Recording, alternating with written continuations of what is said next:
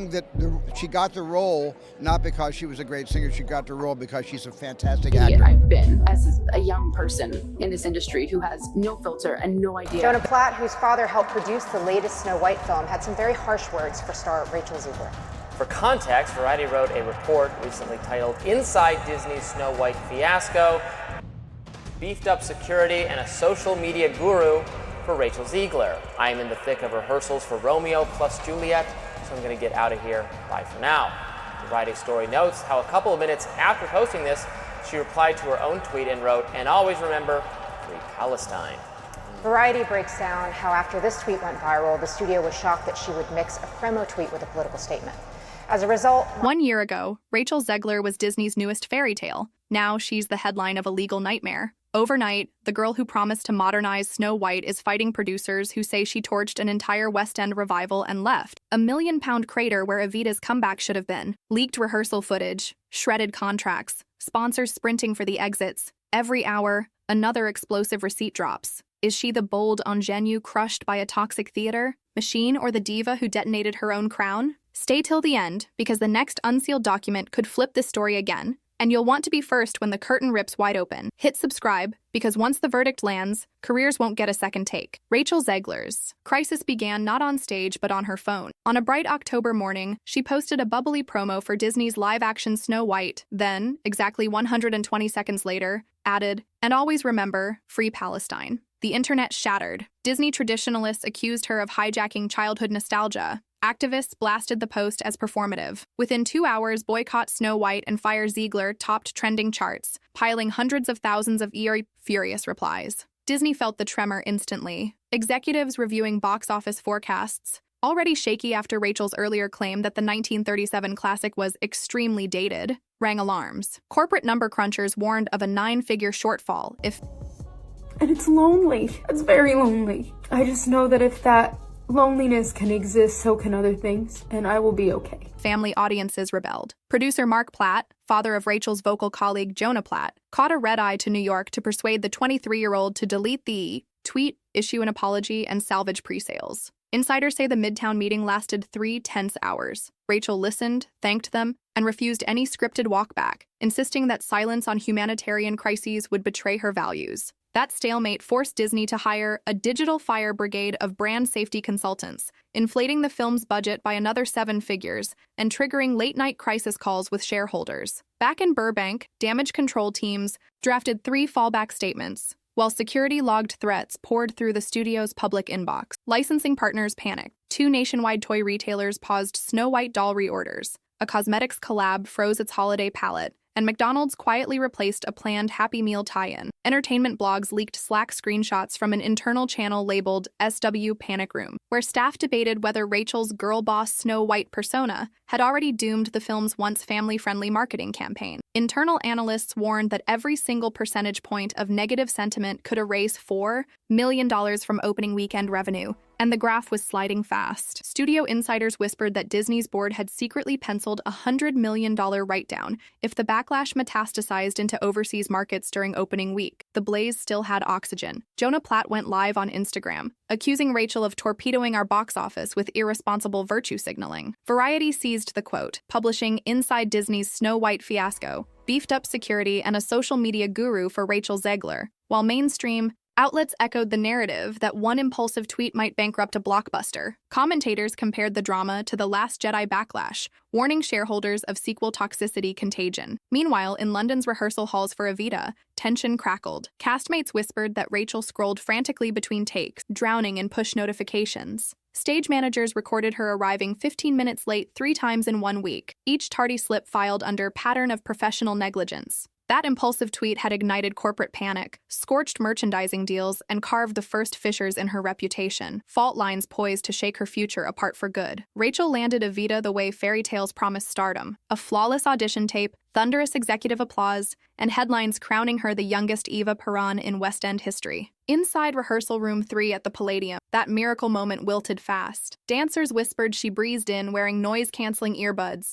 offered no hellos, and went straight to vocal warm-ups while the ensemble stretched. The director, Jamie Lloyd, paused choreography to greet her. She nodded, eyes still on her phone. By day 4, the honeymoon was dust. Stage reports show Rachel missing her first full company call, claiming a mandatory crisis call with Disney PR. 40 shaky minutes later, she arrived, Starbucks in hand, and disagreed with the assistant director about Eva's curtain call blocking. Eva is center, she insisted. Lloyd reminded her the revival aimed to de-glamorize the role. Rachel shrugged and suggested they update the choreography for TikTok appeal. The room fell silent. Production manager Jonathan Parker capped his pen and muttered, "We may need contingency casting by Thursday. Prepare a replacement shortlist tonight." Tension spiked during vocals. When Rachel hit the climatic belt of Buenos Aires, she tagged an improvised high note that rattled the lighting grid. The musical director stopped the orchestra, asked her to stick to the score. She quipped, "Audiences pay for goosebumps, not karaoke." A veteran ensemble member later described the moment as the exact second the company spirit cracked.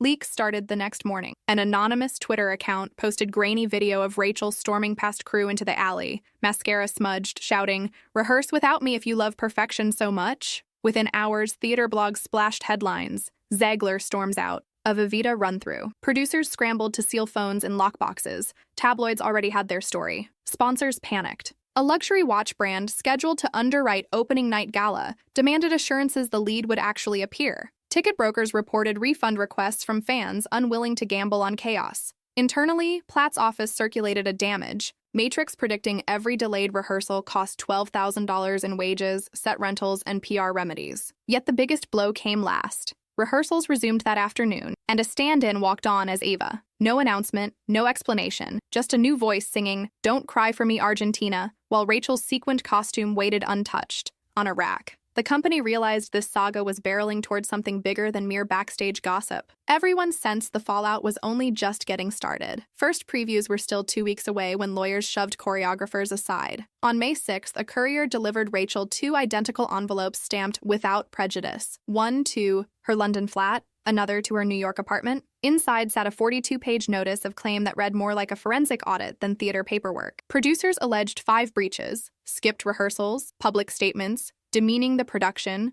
unauthorized creative tweaks, on-site verbal abuse, and most damaging, a morals clause violation that supposedly scared away sponsors. Receipts blistered every page. Stage door logs showed her signature missing 9 times in 15 days. WhatsApp threads from the assistant director lingered on blue ticks, and a security memo framed the viral walkout as Code Crimson. Principal escorted off premises for crew safety. Appendix C listed 17 withdrawn partnerships. Luxury watches, an airline, a streaming platform, worth $310,400. Appendix D converted 14 delayed rehearsals into extra wages, venue fees, and publicity penalties, landing on a neat demand: repay the $150,000 advance and add $350,000 for damages. Entertainment lawyers gasped. A morals clause lawsuit seldom survives private mediation because discovery drags everyone's skeletons into court. Yet insiders claimed the producers wanted daylight. "We're setting a precedent," an anonymous financier told the stage. "Stars can't nuke a show with tweets and tantrums."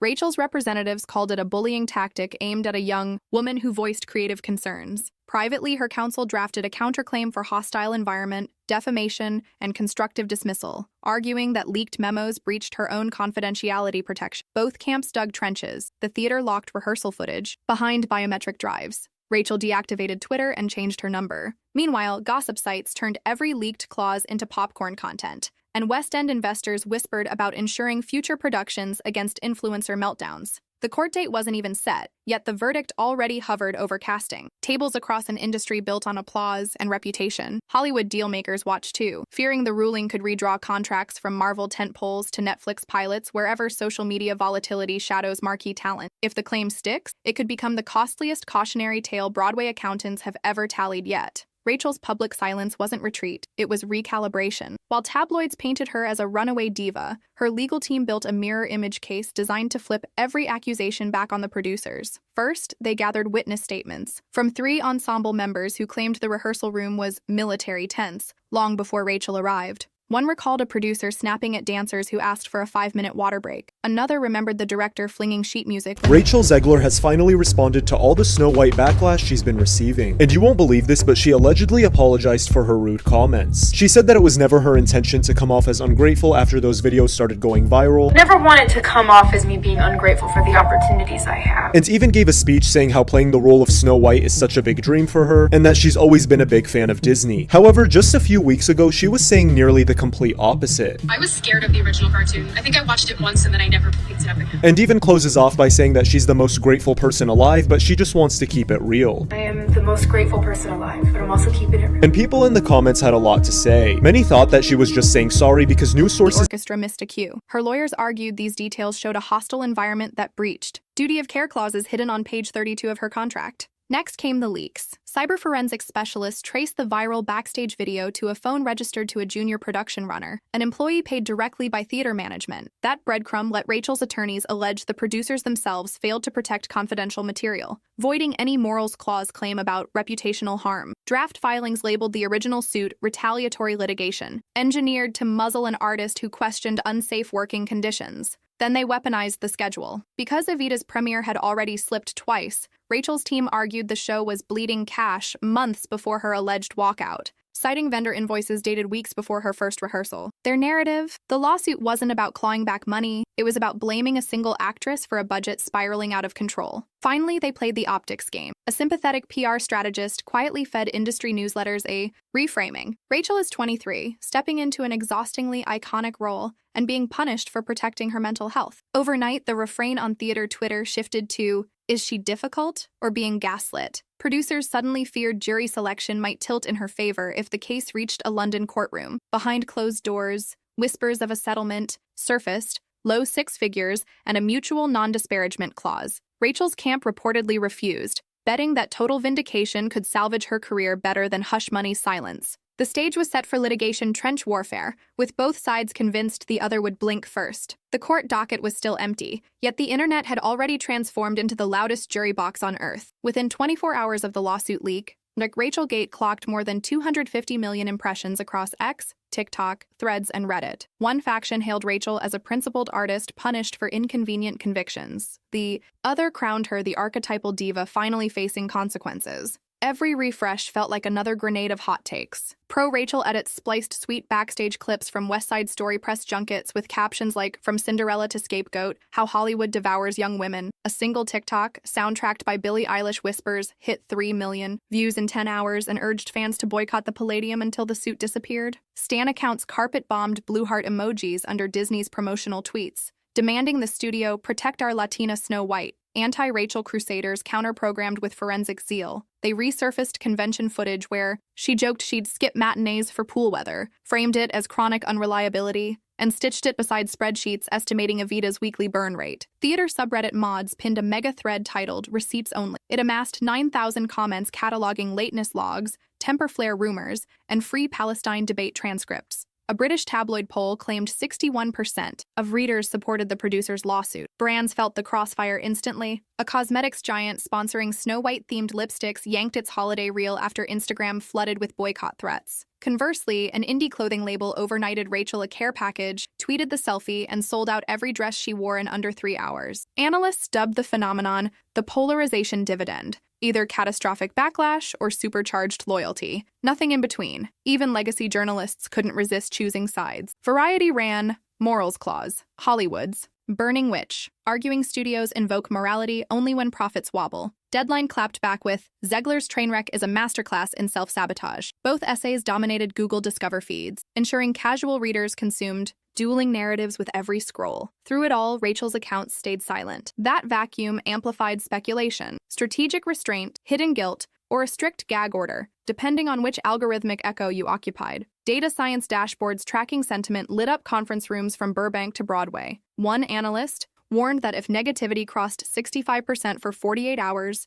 international grosses could create another 30 million. Investors refreshed X and watched the meter climb ever upward. Meanwhile, theater circles whispered about a doomsday scenario. If box office pre-sales dipped below 70% capacity, insurance underwriters could activate a cancellation clause that would shutter the revival before opening night. That rumor alone ignited fresh think pieces, proving the public narrative now held more power over Evita's fate than any director's notes. Every whisper echoed louder than the orchestra pit. Behind the glamorous posters and fiery hashtags, spreadsheet columns were quietly tilting red. Insiders say Disney's risk team plugged Rachel's controversy into a decision tree that predicts franchise volatility. The algorithm spat out its harshest rating, SEV4, comparable to the Johnny Depp-Amber Heard fallout. Studio chiefs ordered a soft freeze on any sequel clauses tied to Snow White, effectively stripping her contract of future options until the court smoke cleared. Across the Atlantic, West End producers scrambled to firewall their own shows. 2 casting directors confirmed they added a new checkbox to actor vetting forms: high social media risk, after watching Evita's budget bleed. A London insurance broker revealed inquiries about talent behavior riders jumped 62% in a single week,